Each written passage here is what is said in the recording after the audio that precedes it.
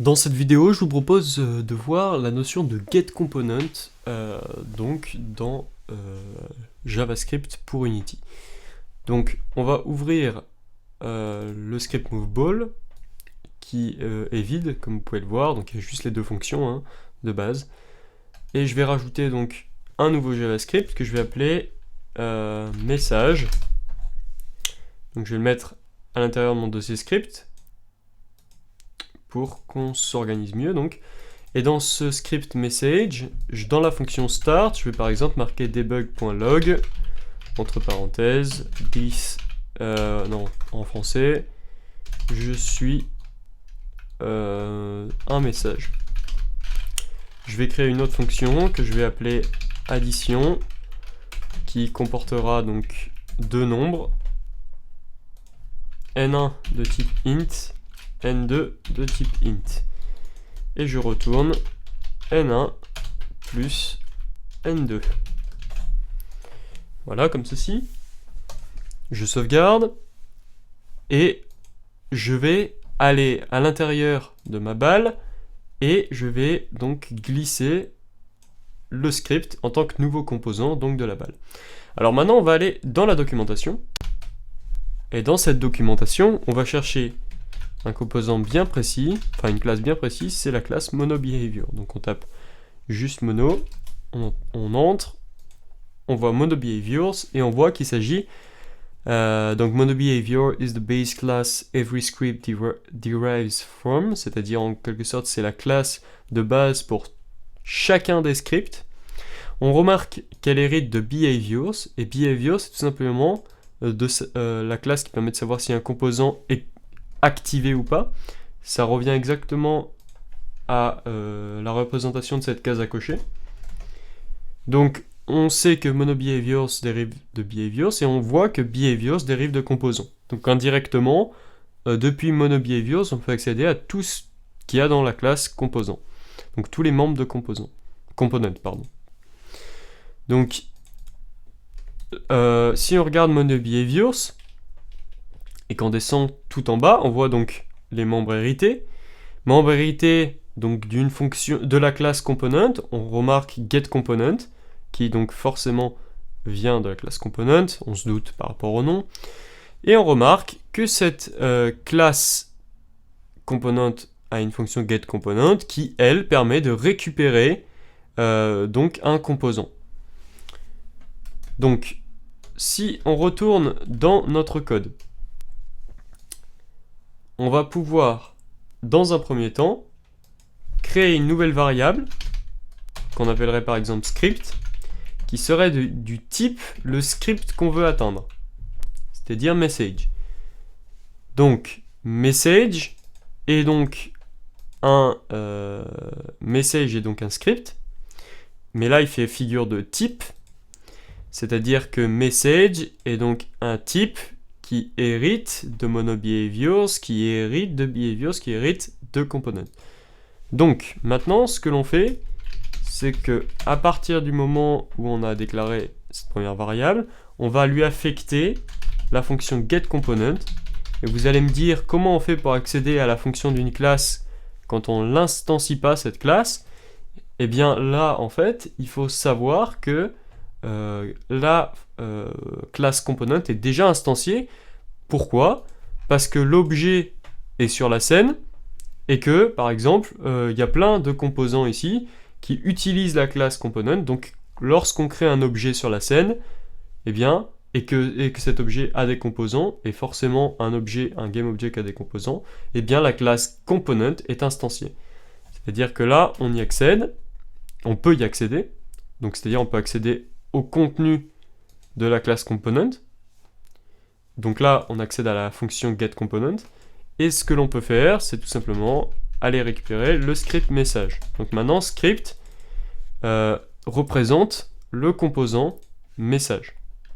Donc ce qu'on va faire, c'est qu'on va décocher le composant ici, et on va ensuite, donc alors je vais mettre cette variable de type private, comme ça on pourra uniquement travailler dans ce script sans qu'elle apparaisse ici, sur le côté, vous remarquez. Donc ce que je vais faire maintenant, c'est dans la fonction start, via script, je décide d'appeler la fonction start de mon script. C'est-à-dire que je vais appeler cette fonction. Donc je teste, ça marque je suis un message, malgré que le script ne soit pas activé. C'est-à-dire que si j'active le script, je l'active sans que le jeu soit lancé, vous remarquez que ça m'affiche 2 fois je suis un message. Une première fois parce que le script a été activé directement sur l'objet, une deuxième fois parce qu'on y accède depuis MoveBall.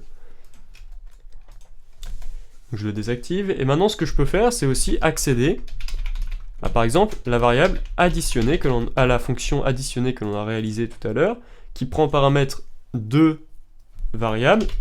Par exemple, on pourrait mettre 2 paramètres 40 et 2 qui sont donc de type int, ça fonctionnerait. Je teste et ça va m'afficher bien je suis un message, et là ça va pas m'afficher de retour. Pourquoi? Enfin, ça va pas m'afficher de choses dans la console parce que ici on retourne, c'est-à-dire que on envoie ici et bien tout simplement le résultat de ce que la fonction fait, et donc il faudrait bien sûr afficher soit le résultat de la fonction, soit directement dans la fonction. Ici on pourrait afficher aussi, mais là c'est plus simple d'afficher le retour de la fonction comme ceci. Donc je teste et ça m'affiche bien 42. Donc voilà comment la fonction getComponent marche. Alors il faut savoir que quand on travaille via des scripts, on ne peut pas faire lors de la déclaration de la variable, on ne peut pas directement écrire cela. C'est-à-dire que si je lance, ça va me mettre une erreur, ça va me dire You are not allowed to call getGameObject when declaring a variable, c'est-à-dire qu'on ne peut pas accéder à une fonction qui va récupérer dans un composant quelque chose. On ne peut pas accéder à getComponent. Donc on ne peut pas associer à une variable une fonction lors de la déclaration. Donc je vais être obligé donc de l'associer après, associer le contenu après. Donc maintenant script comprend le component à ce stade-là, donc ligne 4. Et ici, il faut aussi que je précise bien sûr qu'il s'agit d'un message. Si je ne définis pas le type, ça va me crier dessus et ça va me dire attention, alors j'ai oublié de... Non, j'ai bien sauvegardé, mais ça va me dire attention, en quelque sorte, je ne connais pas le type de la variable script. Et si je lui précise qu'il s'agira du type du composant, c'est-à-dire le message, eh bien, tout va bien, je peux donc effectuer mon appel à ce composant. C'est pourquoi on voit marqué je suis un message et 42. Alors si on va dans la doc et qu'on cherche par exemple mono behaviors, on s'aperçoit que par exemple il y a différentes fonctions, et bien normalement on pourrait y accéder aussi via script. Par exemple on pourrait accéder à la fonction invoke, etc., etc. Donc en faisant tout simplement script.invoke par exemple. Alors je sais pas du tout ce que cette fonction fait, je pense pas que ce soit utile de le tester dans ce cas-là. Donc du coup avec getComponent on va pouvoir faire d'autres choses. Donc je vous avais dit tout à l'heure qu'on allait utiliser une autre manière pour le transform de notre objet. Là, ce que je vous propose de faire pour changer un peu, c'est au lieu d'utiliser la méthode translate, d'utiliser la méthode rotate. Donc on va changer par exemple notre mesh, en cliquant sur le point ici, on va prendre un cube, ce sera plus sympa. On va orienter ce cube à 45 degrés en X et 45 degrés en Z, comme ça il sera un peu penché. Et on va donc retourner dans notre script, et ici, on va, au lieu directement d'utiliser transform avec un T minuscule qui est l'instance de la classe transform, eh bien on va récupérer le composant transform ici, et effectuer des modifications, puisque ce composant transform est de type la classe transform. Donc je retourne dans monodevelop, et je vais dire this, c'est-à-dire cet objet, on va accéder à la classe à la fonction getComponent, qui je le rappelle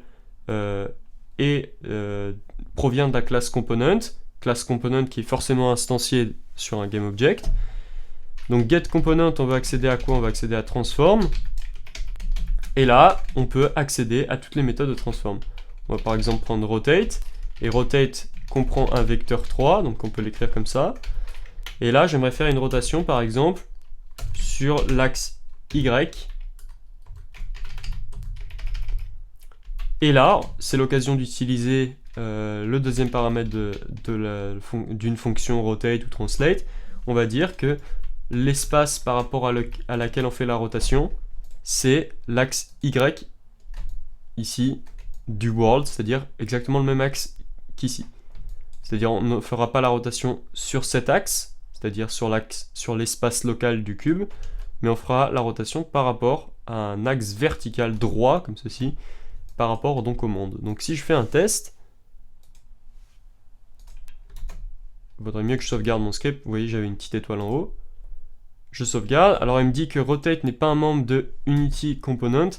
C'est peut-être parce que, voilà, j'ai dû mettre des guillemets. Les guillemets, normalement, on s'en sert que pour accéder au script. Vous voyez que là, ça fonctionne. Bon, le cube avance relativement lentement. Je vais mettre 0,2.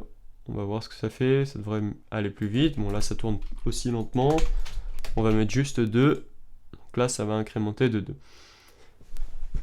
Donc voilà. Donc là, on a notre cube qui tourne en fonction d'un axe depuis le monde et en accédant directement aux composants transform. Donc, ce que j'aurais pu faire au lieu de vecteur 3, j'aurais pu tout simplement dire aussi vecteur 3.up multiplié par une vitesse. Par exemple, là j'ai mis 10, ça va tourner très vite. Donc, en fait, si on rentre dans la classe vecteur 3, on a vu dans la classe, enfin dans la structure vecteur 3, on a vu que c'était donc une structure.